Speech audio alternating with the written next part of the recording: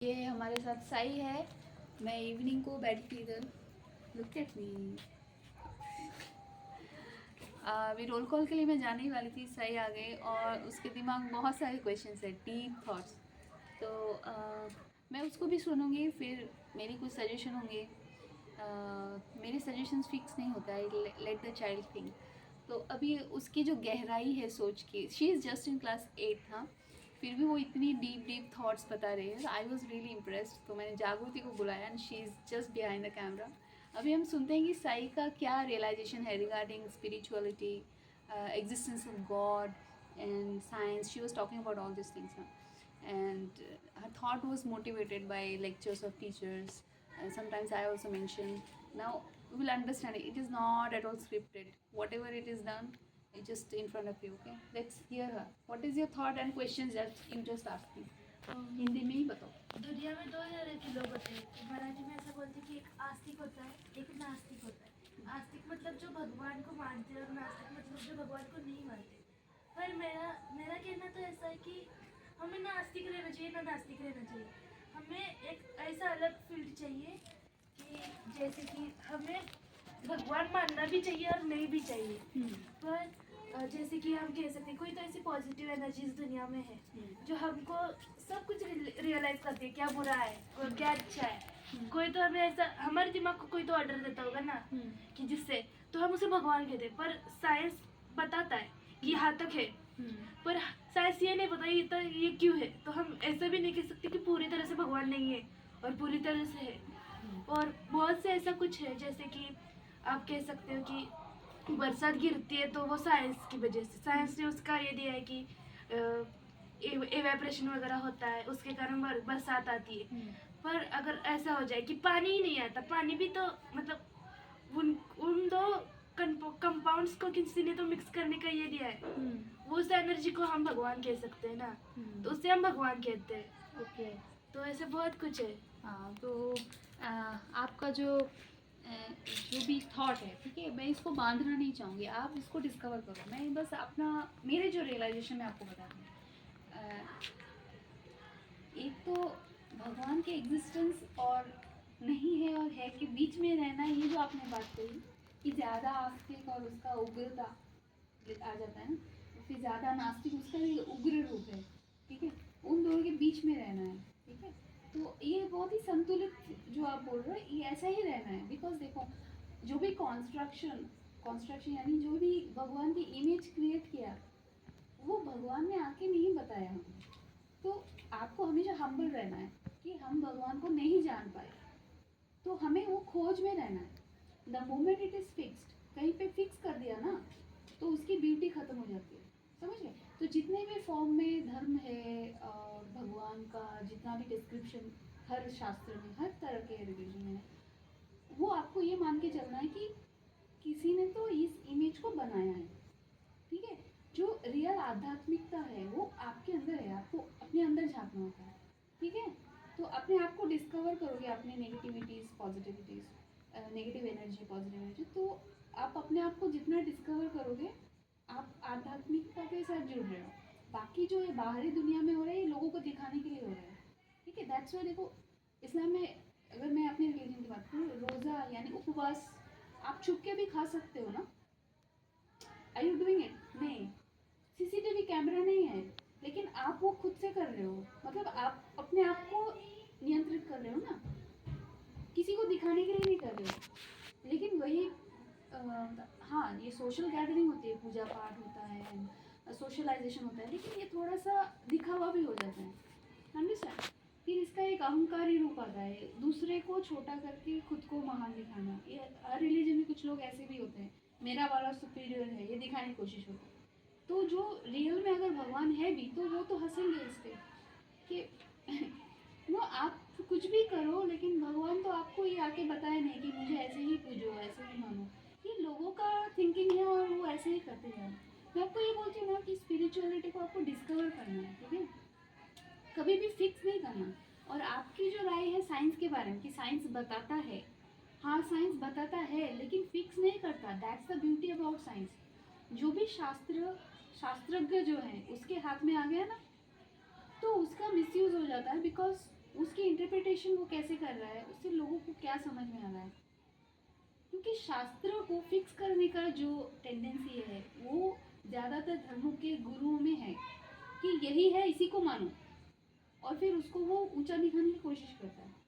हालांकि साइंस ऐसा नहीं कहता। That's why science is beautiful. Science says today I am this, tomorrow some new scientist will come and it will be changed, and it has happened. Newton जिस theory पे काम करते हैं, next Einstein जिस theory पे काम किया, next कोई और आए, फिर कोई और आए, ठीक है।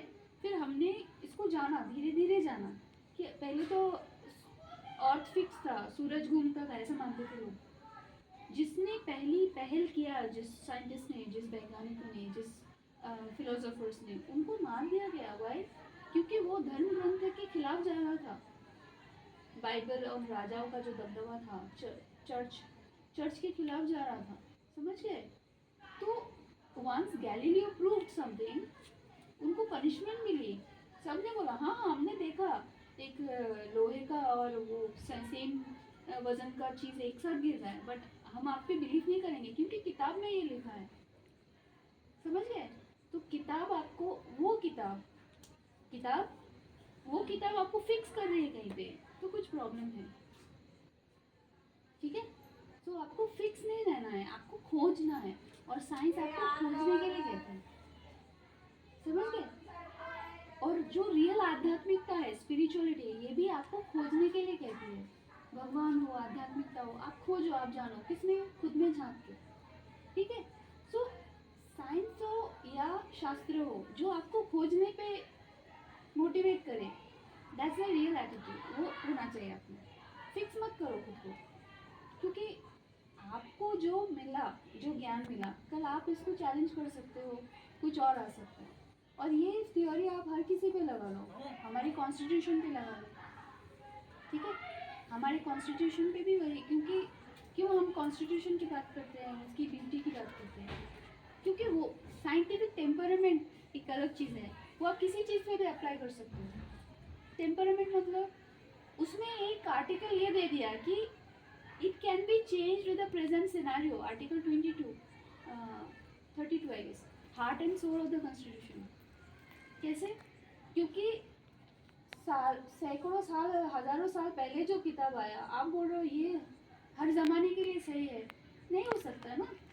100 साल बाद, 200 साल बाद क्या जनरेशन आएगी, तब का क्या इन्वेंशन होगा, यू नेवर नो।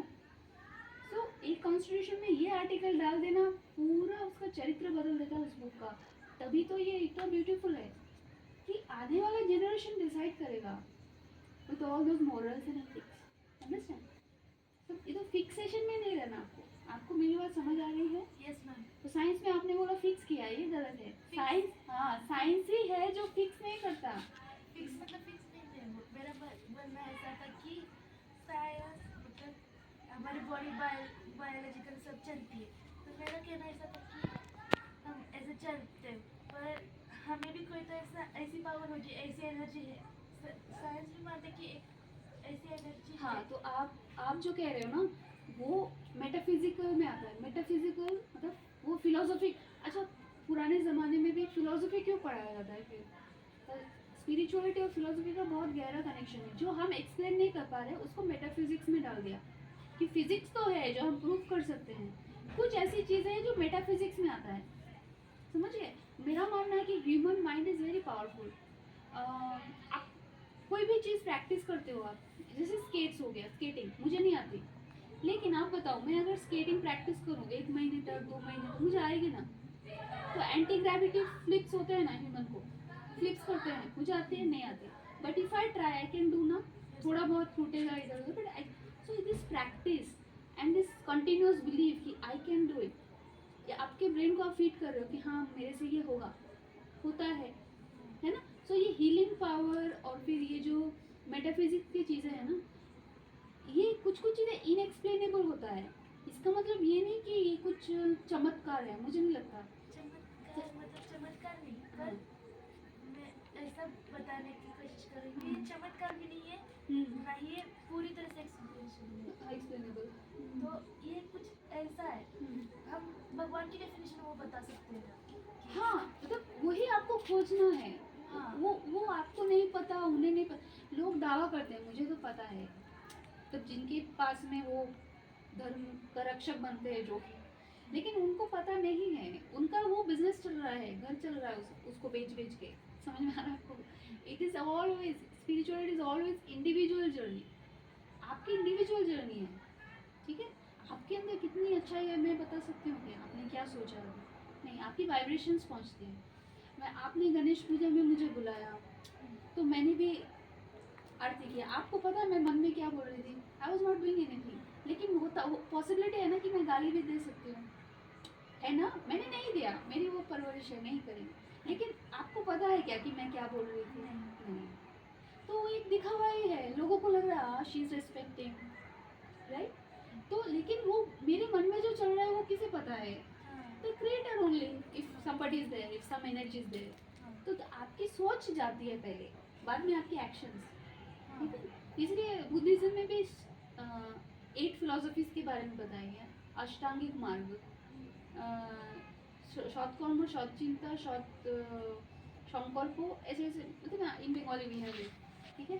तो जो आप सोच रहे हो उसमें ऑनेस्टी होनी चाहिए। तो पहले तो वो वाइब्रेशन आपको सही रखना है। और साइंस भी आपको खोजने के लिए बोलते हैं, स्पिरिचुअलिटी भी आपको खोजना है। लेकिन हाँ, साइंटिस्ट जो है वो आपको इस पे मोटिवेट करते हैं। हालांकि जो स्पिरिचुअलिटी के रक्षक बन के बैठे हैं वो बोलते हैं नहीं ये फिक्स है, दैट इज रॉन्ग। उसमें स्पिरिचुअलिटी का कोई गलती नहीं है, जो उसके रखवाले बने हैं उनकी गलती। You understand? हाँ। आया समझ में? आगे और भी बात करेंगे, अभी रोल कॉल का टाइम है ना, ठीक है?